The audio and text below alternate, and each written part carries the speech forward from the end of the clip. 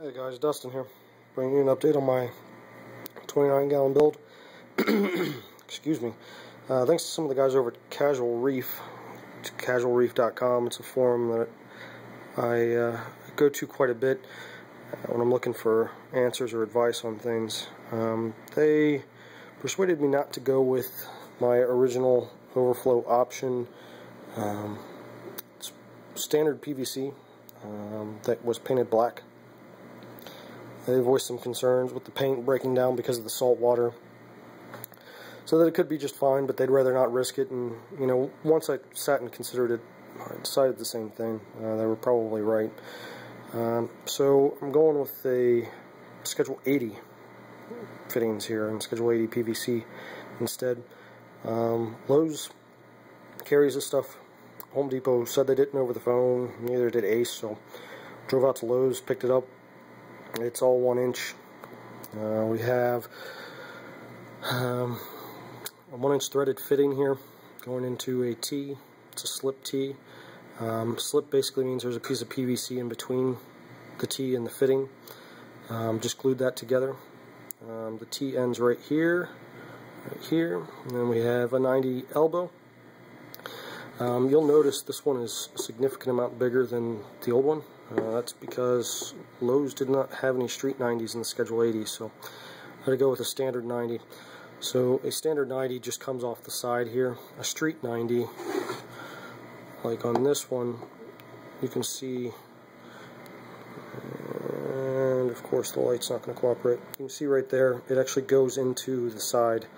The pipe fits in the other pipe.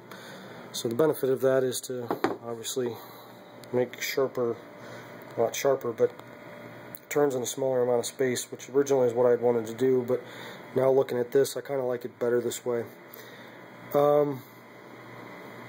Pretty much recreated the same thing. The only difference being I didn't actually glue these tops on the new one. They're just kind of sitting on there. Basically the reason I did that, the caps, so that later, if this doesn't work, I don't have to scrap the whole thing. I can just get some strainers from Bulk Reef or something. They sell them on Bulk Reef to put on the top instead.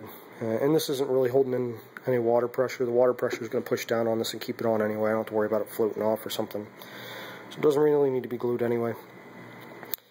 I'm going to bring you over here to take a look at where I'm at with the tank too. So in the last video it was all still wrapped up. You can see I'm a little messy with my primer. That purple stuff there is primer.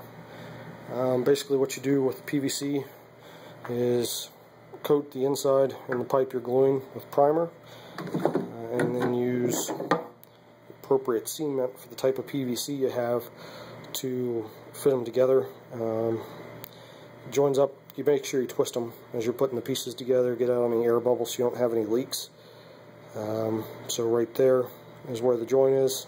There's cement and primer in there. You put primer on first, cement on, and within, I would say 10 to 15 seconds, it's a very sturdy bond. You're not going to really break apart. Within a minute, it can go in water and hold just fine. So coming out here at the back, there's the bulkhead. Another fitting, PVC. This is all 3/4 inch off of my return. I got a 90 elbow. This is a threaded fitting, basically so I can get this the ball valve off if I need to. Ball valve, of course, is going to be control the flow of my pump if I need to dial it back or let it go full blast. And I can still get that ball valve out. The ball valves are probably the most expensive part of all the PVC. So if I need to get that off, I can still get it off at this point. Coming down here, so another 3/4 inch 90, and back under there another 3/4 inch 90 going down to the pump. It's in the sump, obviously. Some other people have recommended that I go with 45s here.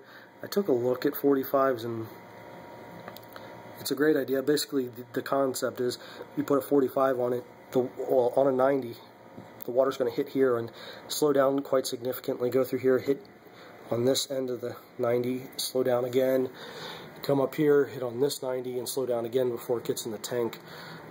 Really the pump is kind of overpowered for the size of the tank anyway. So maybe on the next tank I'll get into 45s, but for right now I'm going to leave them as 90s. See how it goes. If it turns out that I'm not getting enough head pressure out, I can always go back and redo it, but I already have it done at this point, so I'm not going to go back, you know, just based on a theory if it's already done. Over here on this side, we got the hole where the bulkhead goes in. I had to take it out because that's the bulkhead that my overflow was on before that I'm not going to use, so I had to take that off. Got another union here, just like the other side, or not a union, a threaded connector. I'm honestly sure what the technical name is. It's going to be threaded into the back of the bulkhead. Another piece of 1-inch PVC, standard PVC, going into a 90. Down, down, down, down, down.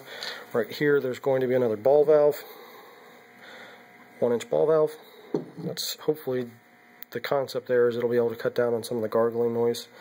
Apparently, if you're able to equalize the flow in the PVC, you don't get the gargling noise as bad, or you're able to eliminate it completely. Got another 90 here. Short piece of PVC going down into the filter sock, and then filter sock into the first chamber of the sump. This is gonna, the way we're looking at it here, it's gonna flow left to right. You got the bottom of the sump, it's gonna have a protein skimmer on it. We got 3/8 inch glass here. At the bottom we have there's a 1-inch gap so the water can go underneath this first pane, come up to another 3/8 inch piece of glass, overflow into the refugium section, and then we have over this first piece,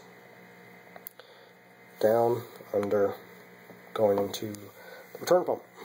The refugium is going to have, well, that's kind of still in contention at this point. What I'm probably going to start out with is sand in it, some type of macro, like a Chedo, or Kato, however you say it, and then, you know, kind of go from there.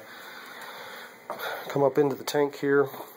You can see got my return plumbed in, and I need to put the